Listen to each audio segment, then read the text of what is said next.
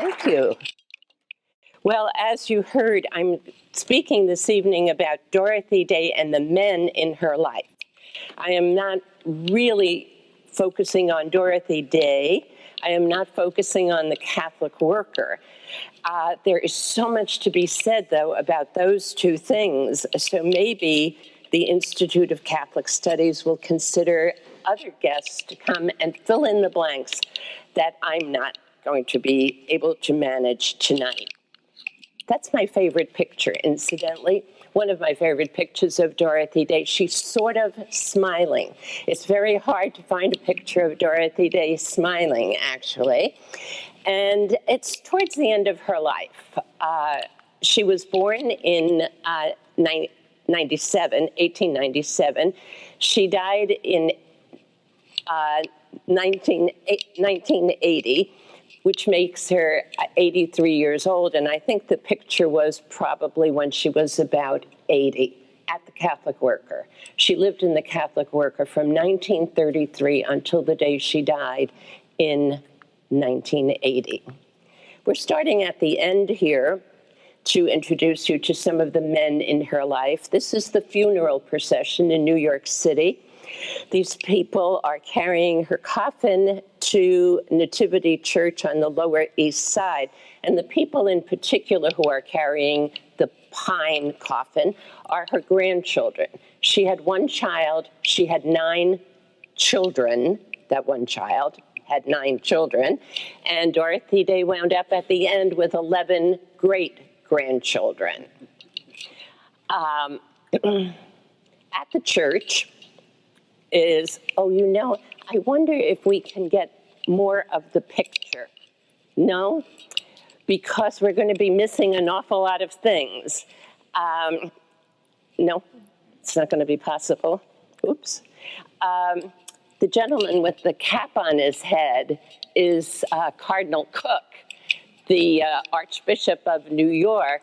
And the person next to him, whom you cannot see, is Bishop Paul Murphy, the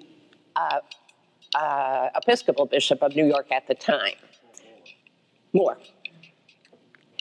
This is her grave on Staten Island. It says simply Deo Gratias, and the year of her birth and the year of her death. You know, I'm moving around. Can you hear me all the way back there? Okay, thank you. And for that, I could hold this. Just clip it to you.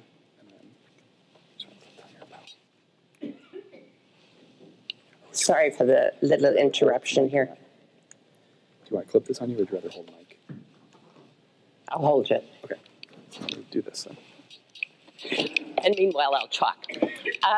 She was buried in a cemetery, Resurrection Cemetery out on Staten Island, not far from the home she bought after she sold her first novel. The home right now has been demolished, sad to say, and New York was very disappointed that they made a mistake demolishing it, because it would be, of course, a center of pilgrimage now if she, in fact, is canonized. She is now considered a servant of God, sort of on track for canonization, but at the very first stage. I think it's a good idea to take a look at her room at Mary House, where she died, because it will enable me to introduce you to 2 of the very important men in her life. This, incidentally, came from the Catholic Worker website today. It is a picture of Joseph House, the house for men in New York City on the East Side. Mary House, where she died. This is a list of some of the books in her library. There's a little note on top that says TNTC, too numerous to count, the books in her library. She was a voracious reader. She started reading at the age of 6 and never stopped. But just for, this is just a little sampling of the books in her library. the Graham Greene, Ignazio Silone, James Joyce, etc., all the way down the line, to see at the third line up the Russians. She adored the Russian writers, Leon Tolstoy, Anton Chekhov, Alexander Solzhenitsyn, Boris Pasternak, Gorky, and I put here, she's not a Russian, Dorothy Sayers. She also was addicted to mystery novels.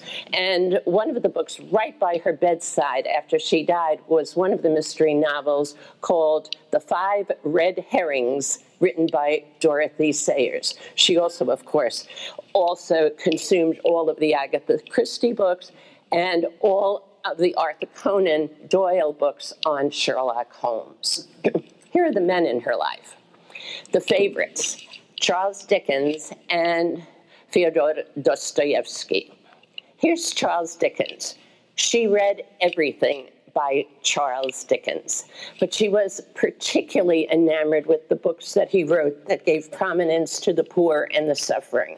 So you know them all. Little Dorrit.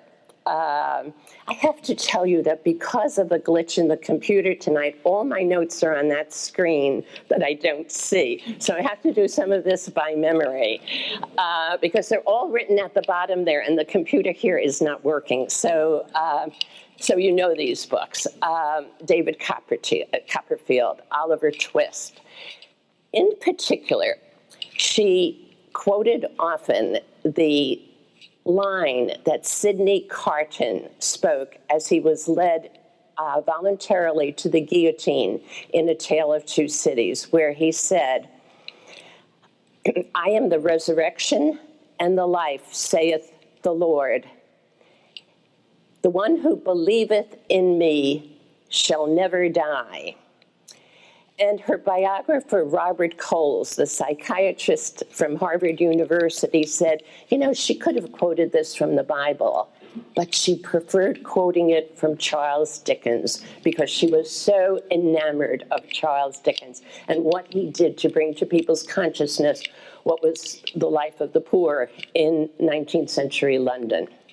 The other person that she could not read too much of it, she reread these books over and over again, was Dostoevsky, a favorite.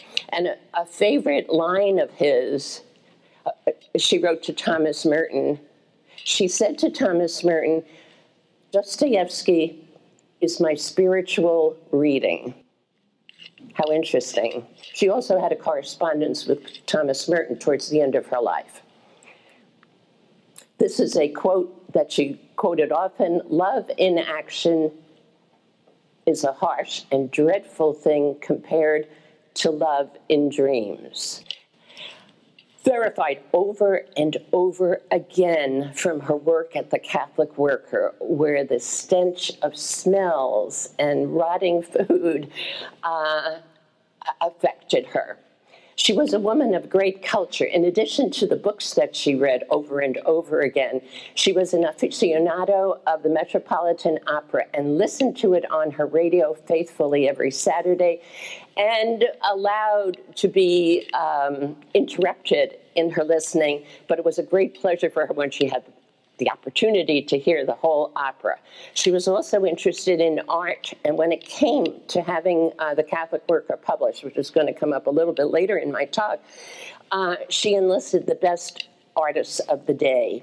One of those artists, Fritz Eichenberg, is noted at the Catholic Worker website that after he became famous, largely because of Dorothy Day, and died, his estate took over his collection of work and now charges what the Catholic Worker says are exorbitant prices for his works. Dorothy Day was the middle child of 5 children. We only, there's no picture extant of all 5 together as little children. She's in the middle here with 2 of her brothers. 2 children followed, obviously, to make up 5, another boy and a girl, Della. And Della was the person in the family she was closest to as a sibling. Everybody except Della became a journalist, largely because another man in her life, a very influential man in her life, is her father, John Day, a very dapper figure. He's the one on the left of the screen here. You would say dapper, wouldn't you?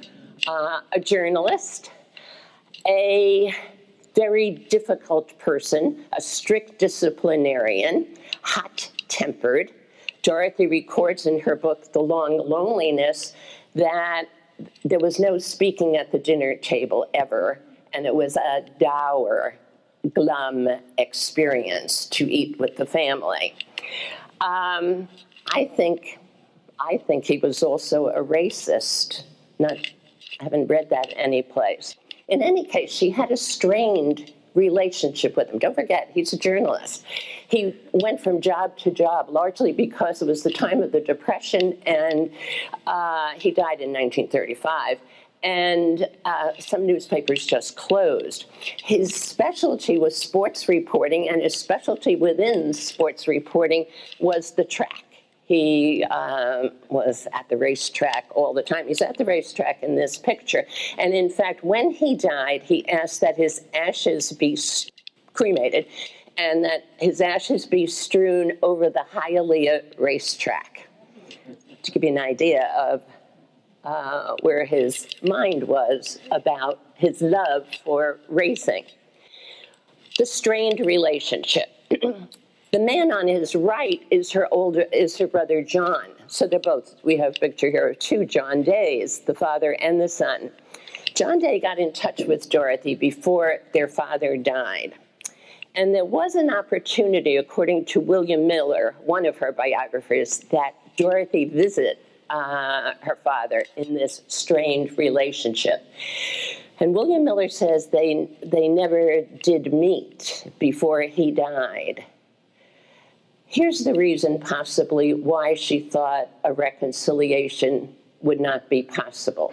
This is what John Day wrote about his daughter, Dorothy Day, in a letter to a friend. Dorothy, the oldest girl, is the nut of the family. When she came out of the university, she was a communist. Now she's a Catholic crusader. She owns and runs a Catholic paper and skyhoots all over the country delivering lectures. She has one girl in a Catholic school and is separated from her husband. You'll probably hear of her if you have any Catholic friends. I wouldn't have her around me. Now, one of the things that's interesting to me, since I'm doing a talk on Dorothy Day and the men in her life, is how much of an influence this man was and the relationship was on the other men, right, in Dorothy Day's life, right? It would be an interesting thing to consider. Anyway, some of these facts are incorrect. She was never a communist. Some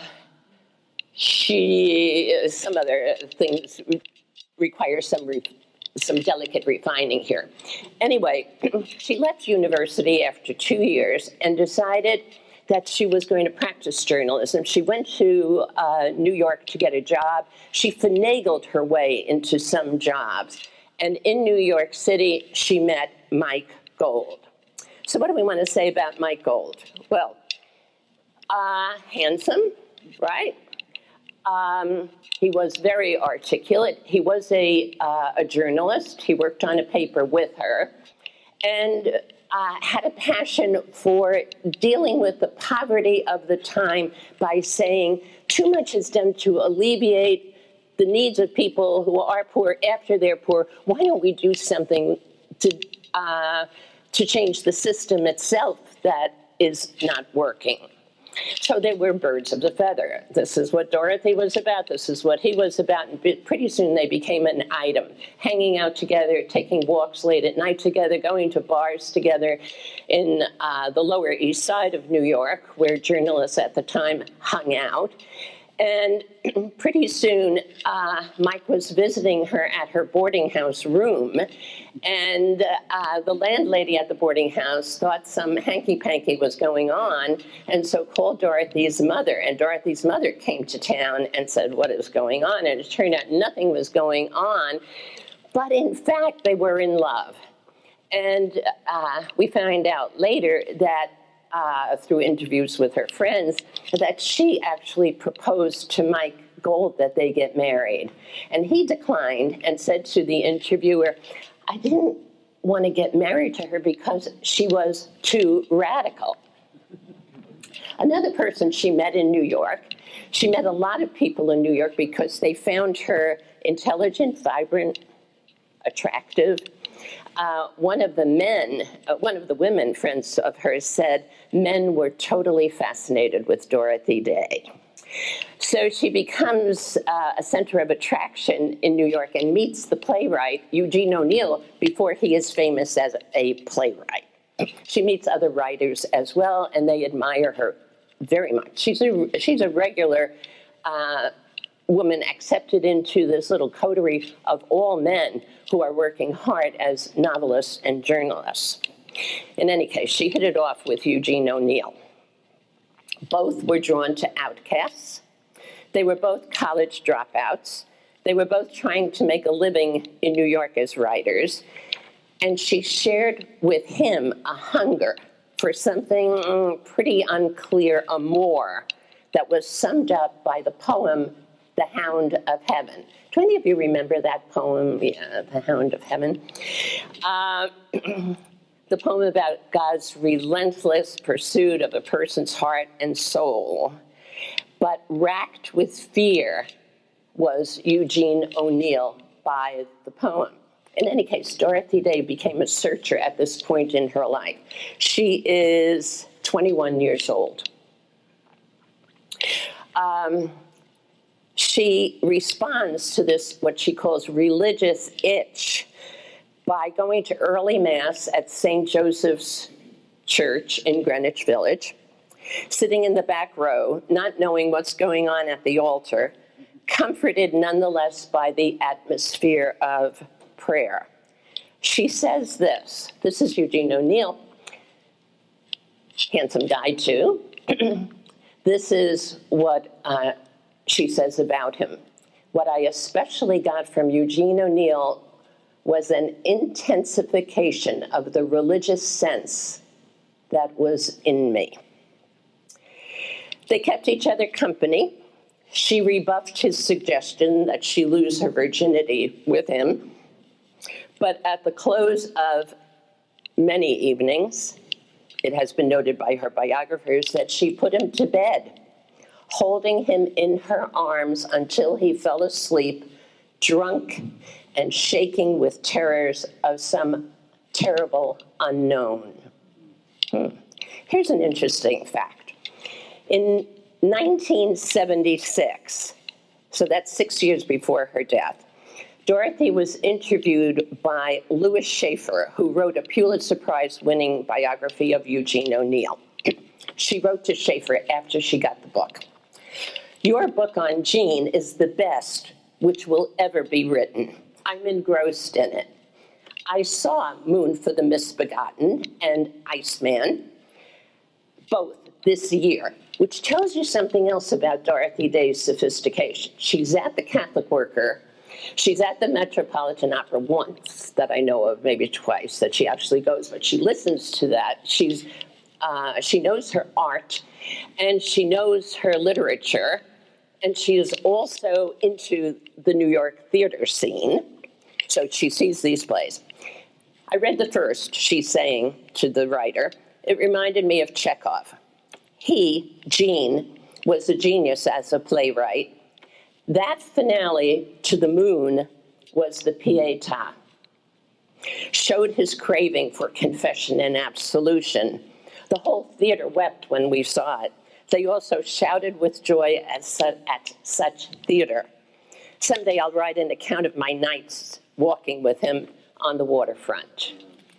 An interesting vignette about our Dorothy Day, right? Incidentally, Eugene O'Neill's daughter, Una O'Neill, was married to Charlie Chaplin. Charlie Chaplin happened to be Eugene O'Neill's age when Una married him, and so Eugene O'Neill disowned her. I thought you might like to see this, though. This is a selection of some of the plays that Eugene O'Neill wrote before he met Dorothy Day. He went on to great success after their friendship, and they remained friends. She wrote him often. He died before she did. Dorothy Day left her job on these newspapers. She had already been in jail through the newspaper work that she was doing. She saw suffering. She understood problems of the homeless. She understood the disenfranchisement of many people. And she was frustrated. I think what I will do, she said, is become a nurse and take care of people. At least it will be hands-on work. So she enlists in a nursing program at Kings County Hospital in Brooklyn. This is what Kings County Hospital looked like when she and Della, her sister, they both enrolled as nursing students. And they survived. She didn't continue the program, but out of the first probationary group, many dropped out. She and Della were there. And here's a picture, it's not the greatest picture, of Kings County Hospital now. It's a city hospital, it takes everybody. At the hospital, she meets a man who happens to be an orderly. His name, you're not going to see it here, she never mentions him in her autobiography. And the reason she never mentions him, I'm talking about the men in her life, so I'm mentioning him tonight, is she says, I didn't want to write about anything I was ashamed of. So what could that possibly be? So she meets Lionel Moise. And when she meets him, she is totally smitten. He is a tough guy, a ladies' man, a journalist who comes with a credential from Ernest Hemingway, who said he's the best rewrite man I've ever had.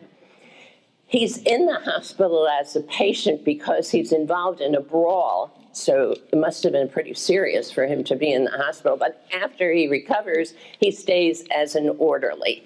And she follows him around day after day. She finds out where he's going to be, and she follows him wherever he is. She is a total groupie for a Lionel. She eventually moves in with him, and the conditions he places on her are these. Number one, you give up your job, you give up your career, you stay at home all day, you mend my clothes, you take care of me, and I will tell you when this relationship is over. And Dorothy, the groupie that she is, and the faithful little hound that she is, she says, okay with me. And so she stays with him under those conditions. It has been said that she falls in love uncautiously. And I suppose that would be true in this case. In any case, she becomes pregnant. And Lionel, who, first of all, isn't too keen on having her around all the time, is certainly not interested in a baby around as well. And so Dorothy figures this out. My chances are better to hold on to him if I have an abortion.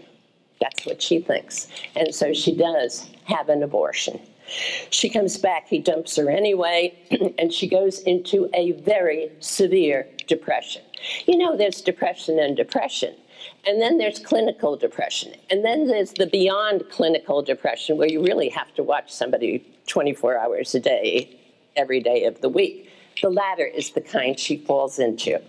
And she tries to commit suicide. Well, there are people who try to commit suicide too, et cetera, et cetera. This is the real deal. This is very, very serious. It came very close. She unhooked the plug to the gas plug, and she was saved because a neighbor smelled the gas and came in. Dorothy was unconscious, and she survived. It's very interesting that she writes again in another place, in a letter to a woman, that she tried suicide twice. That's the only record we have of that, the letter. There's no indication when that happened. In any case, the depression is really severe. She just can't bounce back. She tries, but she just cannot bounce back. So what does she do? I bet you could guess, but let me tell you.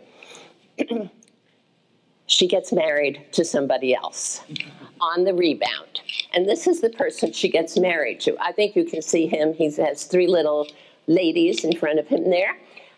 His name is Berkeley Chovy. She also does not mention him very much. She doesn't mention him at all in the book, but she's really married him. This is a legal marriage. She's not married to Lionel officially at all. They're just lovers. But with Berkeley, she has an official marriage. He is wealthier than her other friends at the time, and so they go on a year's honeymoon to Europe, and they get divorced immediately. Once again, people had asked her, why don't you tell this story? And she says, I don't write about anything I'm ashamed of. And that's the end of that. So there she is, taking up jobs here and there. And while she's on her honeymoon, she writes a book, which is available. This is a picture of my copy of it. You can buy it on Amazon. Buy it now, I would encourage you, before she is canonized and the price goes up. It's a story about her affair, vaguely camouflaged. I mean, it's a novel, right? So the names are changed to protect the innocent, but that's what it's all about. Her affair with Lionel and her depression and the whole story. But she writes it while she's in Europe. The interesting thing about it, it gets sold to Hollywood. It's optioned as a movie. It never gets made into a movie. It's also reviewed in the New York Times, but you also have to remember her friends. I mean, she has friends all over the publishing scenes, but to get your book reviewed in the New York Times is no small thing. It's reviewed kindly, but not as a sensational book at all. And as I say, Hollywood options it. They were thinking about making a movie. Then she meets Foster Batterham. I don't have very many notes with me here, but best as I can remember. She's 24 years old. He's another anarchist. She's very attractive, right? I mean, you can't see too much, but you can tell she's a very attractive woman. The photograph is taken at her home on Staten Island.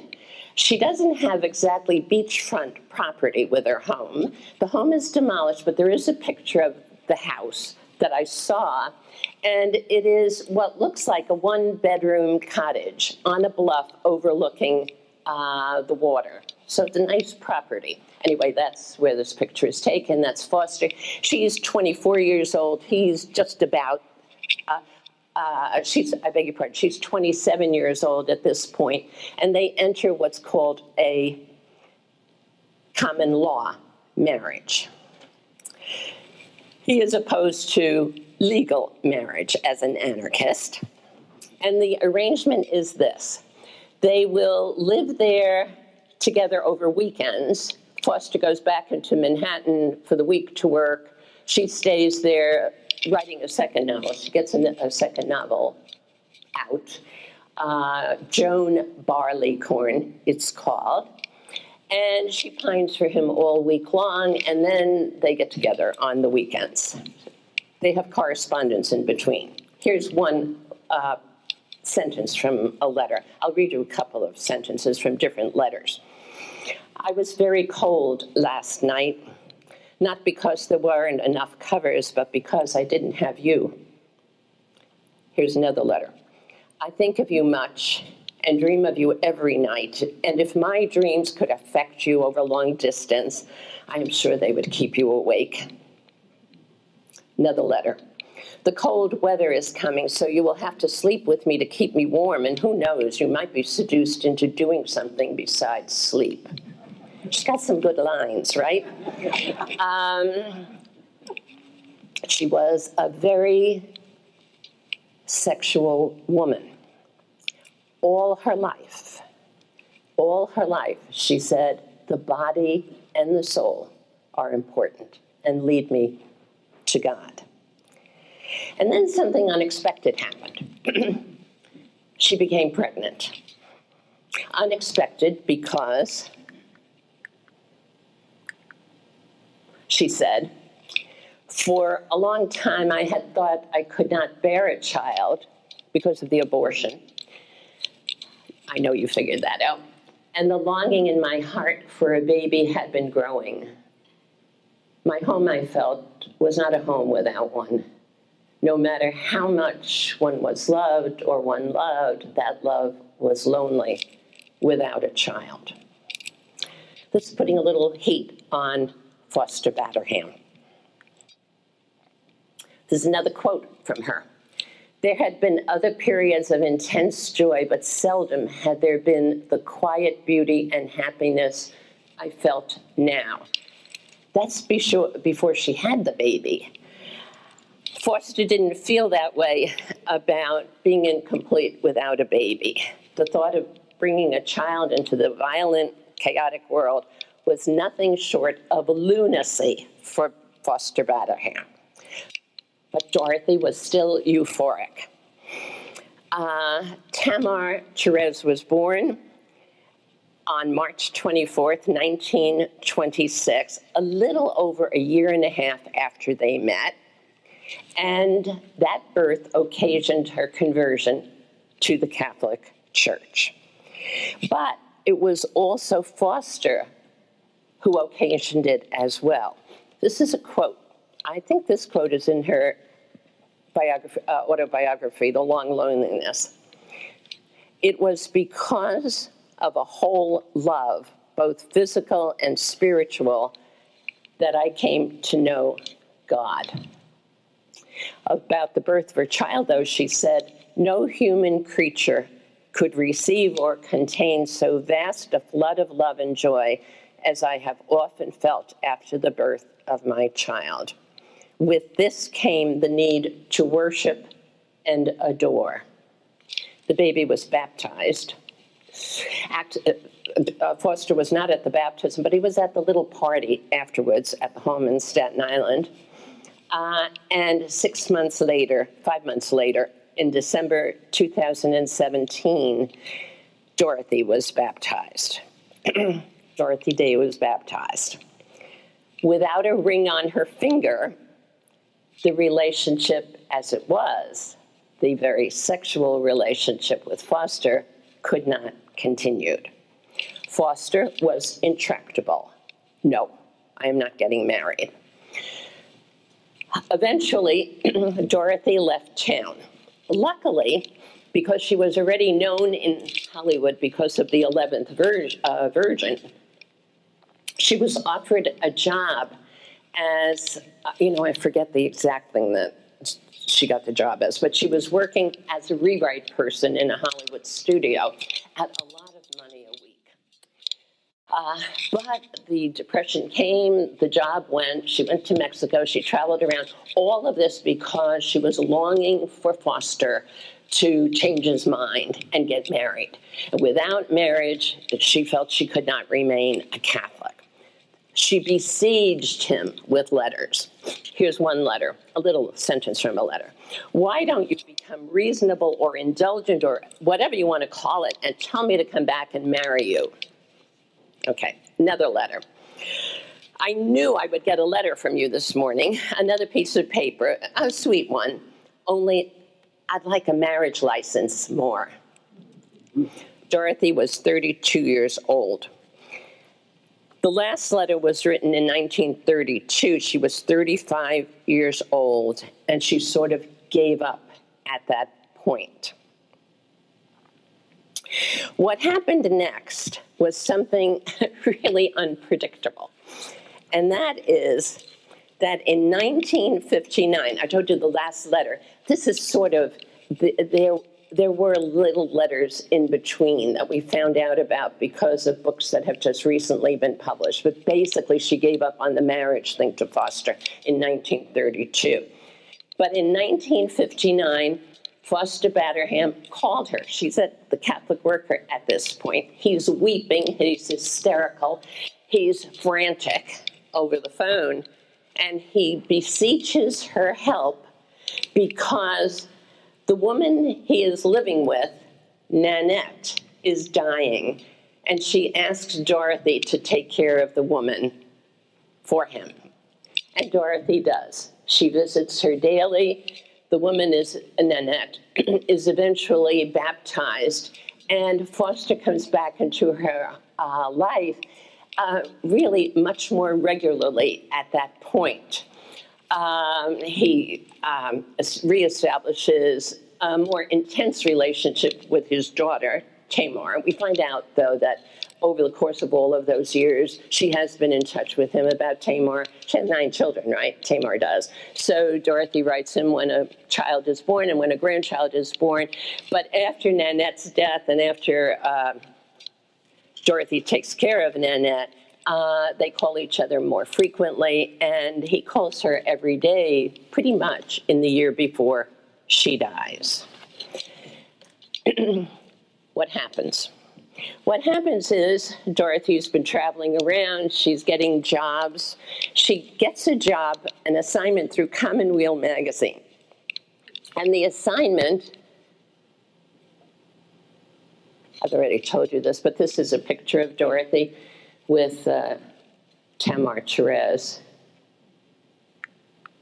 She gets an assignment from Commonweal magazine to go to Washington for the Hunger March on Washington in 1932. It's the peak of the Depression. And here is a man on the street. There are lots of men on the street. Again, these are pictures taken with brownies that don't really show up very well. Hundreds of thousands of people march on Washington at the time. The text at the right, if you remember the song, My Bonnie Lies Over the Ocean, these are lyrics that could be added to that song. It was a popular song at the time. I'm spending my nights at the flop house. I'm spending my days on the street. I'm looking for work, and I find none. I wish I had something to eat. Dorothy is appalled at what she finds in Washington. The destitution, the poverty, the starvation of people on the street during the march. And she goes to, at the end of her assignment for Commonweal, she goes to the Shrine of the Immaculate Conception on the grounds of the Catholic University of America, and she prays that God send her something, some light, some direction, so that her talents could be used to alleviate the suffering that she has seen. And she gets home to New York.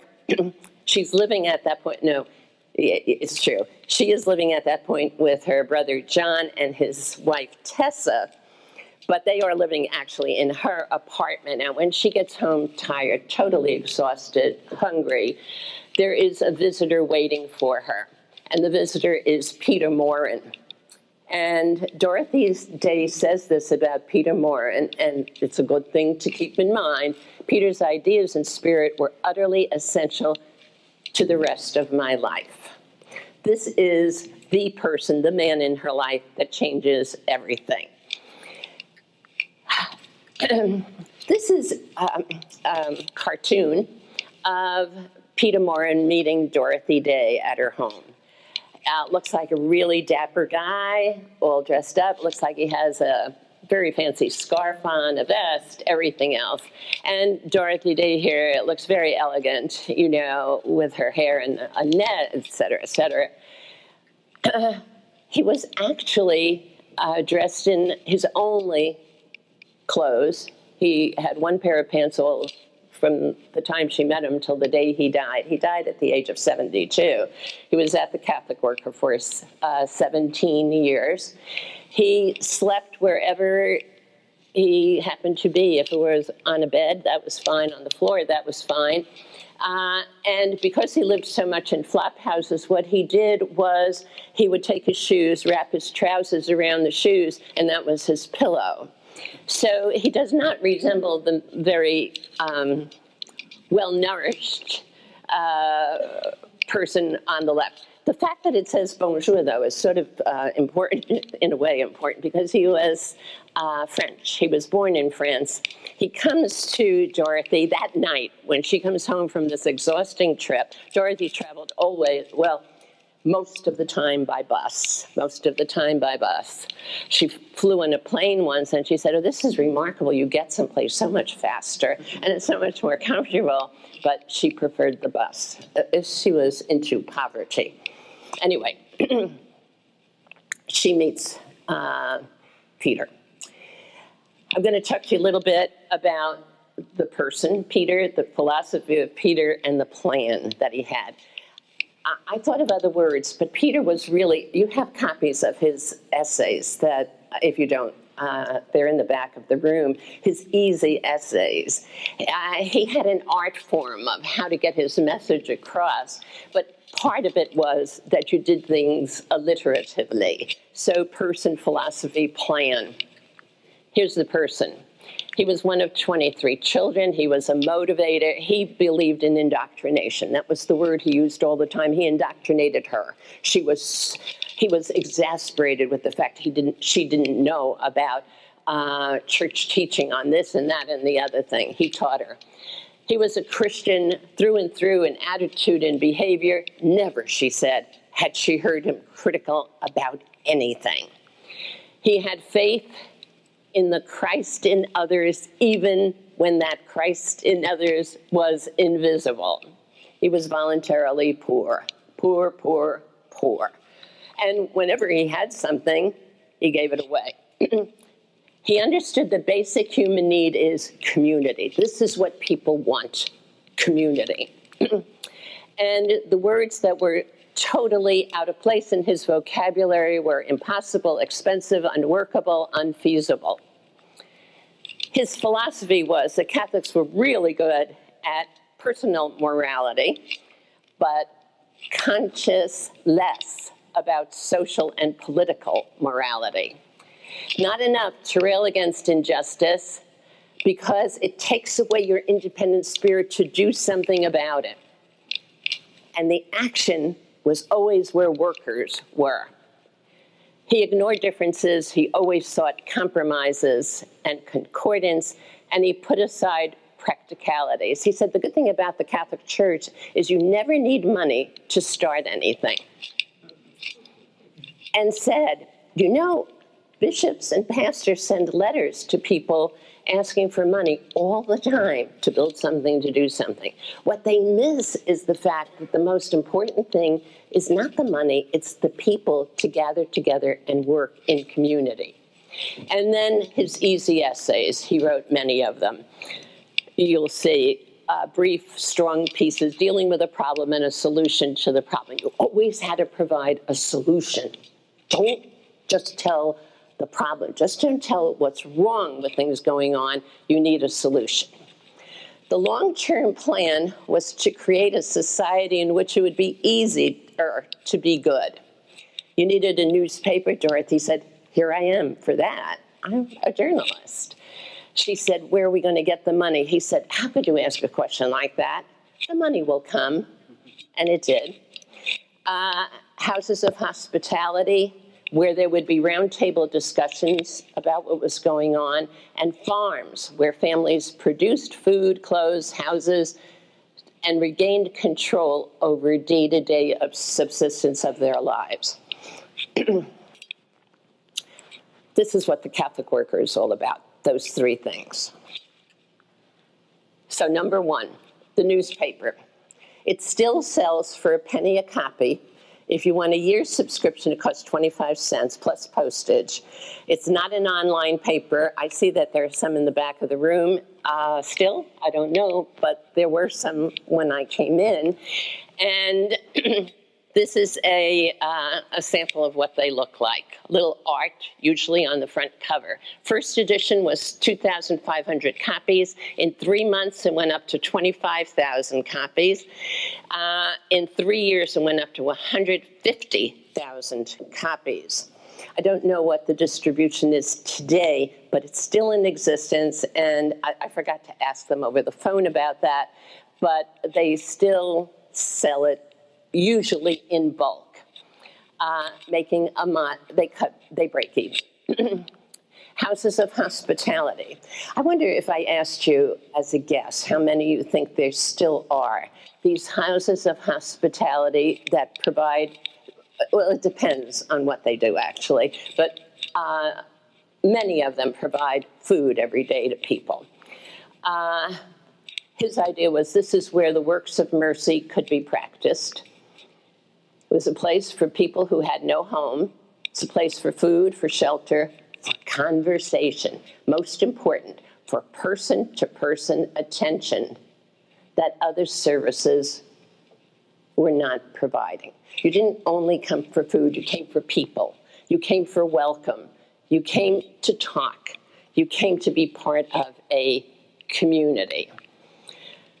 33 houses were founded in a few years. At the present time, as I say, I have no idea what you would guess, there are today, the latest statistic from the Catholic Worker when I called, there are 216 houses in the United States and 32 in other countries. I thought that was still rather astonishing. Don't you think it's sort of remarkable? Farm communities. The vision was, well, there was unemployment. There were 13 million people without a job in 1932.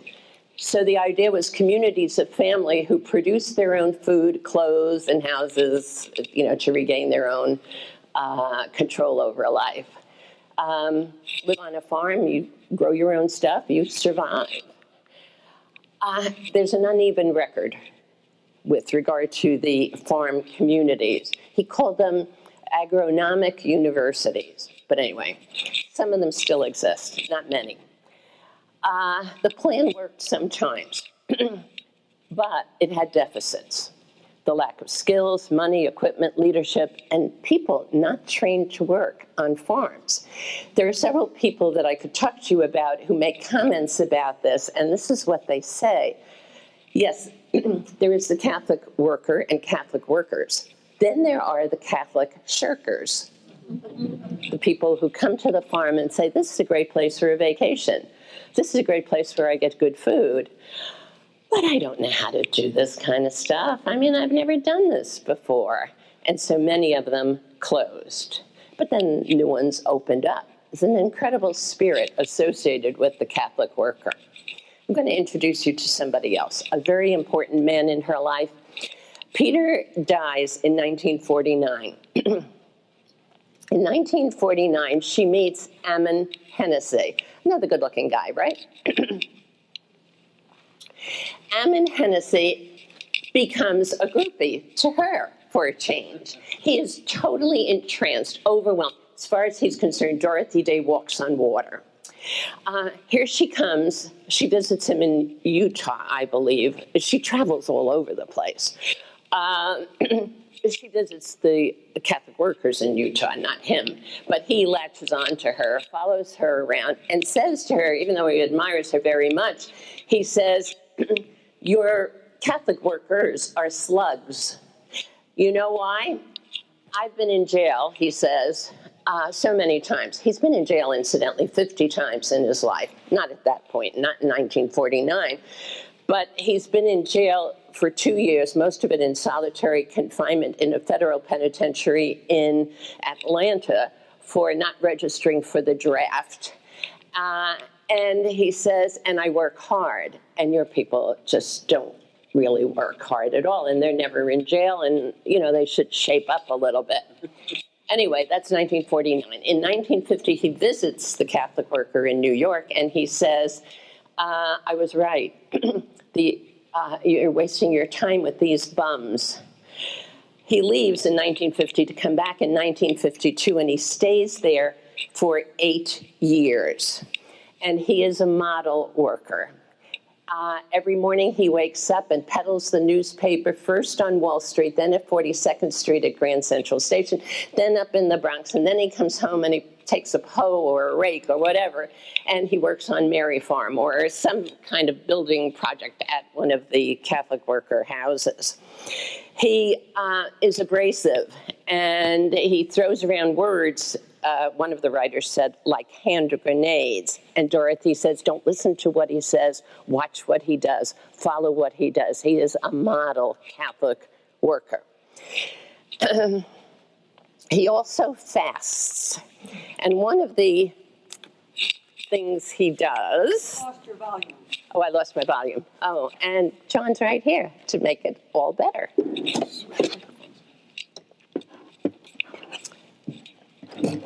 Thank you. He becomes a Catholic. Dorothy is overjoyed. Her spirits are lightened by this fact. Then her spirits are confused when he confesses to her that he's madly in love with her and he would like to marry her. And Dorothy says back, first of all, she's shocked, totally shocked. Although one of her biographers says, I don't think she was really shocked. And neither do I personally, because I've read her letters to Amen, and she surely sends him mixed signals. But what she does say, bottom line is, what does she say? The ideas of sexual love is out of place at our age. And she tries to nip it in the bud. They remain friends. He leaves the Catholic Church and founds a Catholic worker house of hospitality in Utah.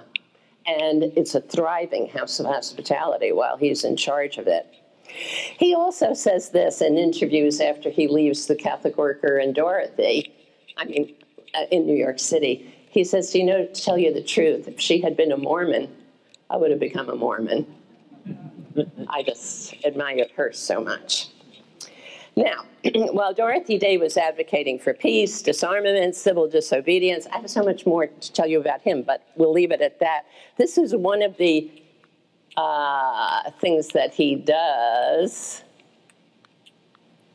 This is just what I told you. Is he encourages them not to do a civil defense drill that's ordered by New York State. And they all, 28 of them, sit in the park opposite City Hall in New York protesting the drill because they say, I know you can't read this, and I don't have it here, but he says, we will not obey this order to pretend to evacuate, to hide, in view of the certain knowledge the administration of this country has that there is no defense in atomic warfare. We know this drill to be a military act in a Cold War,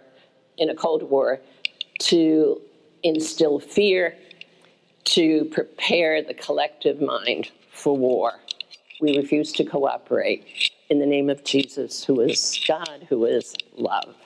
That's an Ammon Hennessy initiative for the Catholic worker. After this, they do far more protests. I do have to say, they get arrested, all 28 of them, and they're let go. Second year, they do the same thing with more Catholic workers. They're arrested again, and they pay fines. The third year, they're put in jail. Dorothy is in jail at that point. She's 60-something at that point for a whole month. And I really think that was a turning point for her. I don't think the stamina she had was the same after that experience, 30 days in jail in New York City. While they're doing all of these things, guess what's happening in Washington, D.C.? This is an interesting picture, given the fact that he's proposed marriage and she said no. This is the only picture I have seen of a Catholic worker, a male, handsome guy, et cetera, with some of her family. These are Tamar's children. These are 7 of the 9 children of Tamar. And that's Ammon Hennessy, sort of in the middle. His hair sort of stood on end. While she's doing all these things, in Washington, D.C., the United States Attorney General is J. Edgar Hoover. And J. Edgar Hoover begins in 1940. So Catholic worker starts in 1933. In 1933, there's a file on Dorothy Worker. This is part of the file from J. Edgar. Dorothy Day is a very erratic and irresponsible person. She has engaged in activities which strongly suggest she is consciously or unconsciously being used by communist groups. Bob Ellsberg is the one who tells this story to Dorothy. Bob Ellsberg is a journalist. He's editor-in-chief at Orbis Books at Maryknoll in New York. and he's coming to speak in my parish, Resurrection Church, in March. I encourage you to, he knows everything about Dorothy Day. From past experience, this is J. Edgar Hoover. From past experience with her, it is obvious that she maintains a very hostile and belligerent attitude toward the Bureau and makes every effort to castigate the FBI whenever she feels so inclined. The FBI opened the file in 1941, recommending that Dorothy Day be considered for custodial detention in the event of a national emergency. When Bob Ellsberg told Dorothy Day this, she was thrilled. She thought it was the best thing she ever heard. It delighted her no end. Dorothy Day in the church, last word on this. Well, she came into the church with her eyes wide open. She became a convert knowing the church's history of corruption. She knew herself, though, as a sinner. And she said, the church is made up of people who are sinners. What do you expect? Peter Morin introduced her to the long history of church dissent, the continual struggle of one person after another to reform the church, to challenge it while obeying it. And she had a few opportunities to challenge the church. The bottom line, though, is the church was behind her. Bishops were behind her. Catholics, cardinals were behind her. There were individual episodes where she had a problem or two, but basically she got a lot of support from the church. Here's one episode where she was in a confrontation of sorts. This is Cardinal Spellman of New York. He was the Cardinal Archbishop for a good period of time when the Catholic Worker was being established in New York City. There was a strike at Calvary Cemetery in Queens, New York. The grave diggers wanted better working conditions and more pay. Dorothy wrote the Cardinal, and she said, listen to them. They're on strike. And he said he did instead. He forced the seminarians at St. Joseph's Seminary in Yonkers, his seminary, to dig the graves instead. The strike was broken in a month. The strikers lost. That's just a picture of the cardinal. It had nothing to do with the strike, but it's a picture of him at the graveside of somebody in Calvary Cemetery. The strike was broken. Dorothy wrote this in the Catholic Worker. A cardinal, notice no name, ill-advised, exercised so overwhelming a show of force against a handful of poor working men. It was a temptation of the devil to that most awful of wars, the war between the clergy and the laity. One of the things that I've prepared for you, and time is running short, is a statement that she makes, and there's enough for everybody here, about how she does what she does. I'll give you a little taste here. The cardinal is our spiritual leader, but he's not our ruler. He is not someone whose every word all Catholics must heed, whose every deed we must copy. To the end of that, she says. Some people think otherwise, that we're told what to think, that we have to obey or else. It's nonsense what those people think. It is not that way at all. So she was formidable. And the cardinals and the bishops knew she was formidable. It's a very valuable statement. It would be too long to read to you, but there is a copy for everybody here. In conclusion,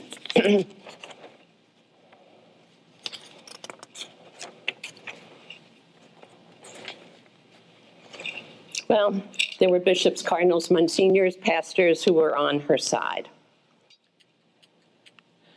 One who comes to mind is the man on the left here. This is Cardinal O'Connor. of New York. Another person, incidentally, who comes to mind is Cardinal Cook. Remember him? He was the one who blessed the body of Dorothy Day at her funeral. He didn't stay for the funeral. He asked that it be altered to a different time because he had another appointment. But the Catholic workers said, but that would interfere with our breadline, and the poor come first. And he said, yeah, I understand. And so he just blessed the body and left, and then had a service for her at St. Patrick's Cathedral. But here's another story about Cardinal Cook. Somebody, probably at the Catholic workers, sent out a letter to their vast mailing list and said, we need money so that Dorothy could go to British Columbia to visit her sister Della. Dorothy was mortified when she found out that somebody had done that, totally embarrassed. But Cardinal Cook, the one who blessed the body at the coffin at the funeral, Cardinal Cook sent her a check to cover her passage, a personal check to cover her passage to visit her sister. Back to Cardinal O'Connor. She was born in 1897. On the 100th anniversary of her death, Cardinal O'Connor announced at St. Patrick's Cathedral, actually a day after her birth, on November 9th, 1997, he announced that he was thinking about taking steps to have Dorothy canonized. He followed that up with meeting with her associates, people who had worked with her. He was so impressed with what they had to say. He was so impressed with her that he said this: I do not want to have it on my conscience that I did not do something that God wants. And so he proceeded with moving the canonization process onto the books. So she's on the road to becoming a saint. Those who knew her said, well, it's about time. Some said, we don't really need it. Some said, well, if it has to be, it has to be. But I'd like you to hear once again what Bob Ellsberg had to say on the subject. I printed this out for you too. This is a quote from America Magazine, Bob Ellsberg article. I believe this particular season provides a very special context for promoting the canonization of Dorothy Day. Pope Francis, it seems to me, is the fulfillment of Dorothy Day's dreams. If she had let her imagination run free, she might have conceived of a pope who took his name from St. Francis, who set out to renew the church in the image of Jesus, promoting the centrality of mercy, reconciliation, and solidarity with those on the margins. So often she criticized ecclesial trappings of power and privilege, how she would have been delighted in Francis's gestures of humility, his call for shepherds who have the smell of the sheep, his washing the feet of prisoners, his tears on the island of Lampedusa as he contemplated the deaths of nameless immigrants and lambasted, this is Lampedusa, the culture of indifference. With her love for the Cuban people, how she would have rejoiced in his role overcoming decades of intransigent enmity between the United States and the Cuban governments. How she would have eagerly accompanied him in his vigil for peace in Syria. How she would have rejoiced at his impromptu decision to take Muslim families he placed under his protection in Rome. My comment. If the Catholic Worker had a Catholic Worker Award for the most exemplary Catholic Worker of the year, a person who himself or herself accepted voluntary poverty by living simply, by giving up the frou-frou that went with his or her position, welcomed strangers, provided showers and bathrooms in Rome for those in need, gave companionship to beggars, became as close as possible to the poor, then for sure Pope Francis would claim the award hands down. But he's the man in charge right now of Dorothy Day's canonization process. I wonder if we can get a sense from something he has said or done about how things are going. Here it is. Thumbs up. Just as we thought. Thank you very much. The end. I don't know how to shut this off. Sure. If people would like to ask a few questions, you're very welcome to at this time. And I'd also like to point out that when we're concluded with that, there's some light refreshments in the back of the room. Oh, very nice. Any questions? Yes, sir. I'm interested in how she treated the United States entrance into World War I. There's some enmity with the socialists in this country, and I was wondering where she stood on it. I remember reading it. Yeah, World War I. I don't know. Okay, she's a young woman, 21. I don't know. Yes? So, relationship with Merton, how did that get started? I don't know who started it, but obviously Merton got to know about Dorothy Day and she about him. It's just a fragmentary correspondence. It's nothing huge. He writes an introduction to one of her books, I think To Loaves and Fishes. Yeah, To Loaves and Fishes, but I'm pretty sure. But other than that, it's just a very light correspondence between them. They're both into the same things, but it's not an intense correspondence. She came to Notre Dame Nice to Academy. see you. I was a student. Yeah, It was about 1951. yeah. She said, the suit I'm wearing is on the rack. Whoever gives a lecture today wears the suit. I don't know if you heard that. Stand up and tell them because She came to Notre Dame Academy in about 1951. And she said, I'm wearing the suit today from the rack. It comes from the rack. Whoever gives a lecture wears the suit. She also said we would all be responsible for dropping a bomb in Hiroshima. yeah. It worried me a great deal. I didn't even vote yet, but I realized I am responsible for what my government does. She left that impression upon me very seriously. Those of you who know the name Simone Campbell, she is a nun, she is a lawyer, and she works at the bishop's office right now in D.C. She's a smart cookie. She said that Dorothy Day visited her community. They were thrilled. They couldn't wait for Dorothy to pull up, visit everybody, enjoy the evening with Dorothy together. And they went around and they said, I teach third grade and I am a nurse and I am a social worker and I am this. And she said, what are you all doing here? Why aren't you living with the people you're serving? Why aren't you living with the poor? Well, that put a pall on the evening.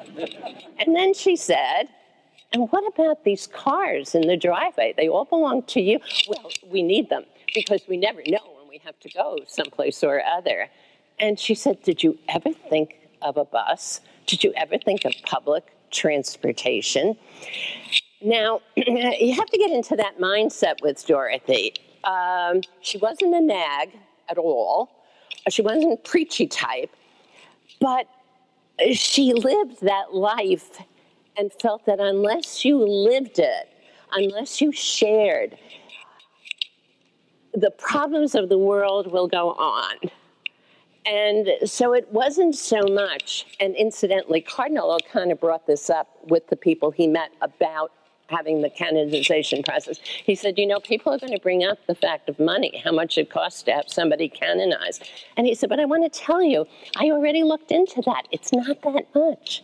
It's really not that much. He said, and I'm sure we could get a donor to cover it, and it would be a donor who would not give that money to the poor anyway. And so don't worry about it. We have it covered. But he said it's surprisingly little. Incidentally, she needs miracles. She needs miracles. This is incidentally. But back to the Simone Campbell story, it's so interesting how she operated in that mindset. if we only gave up a room.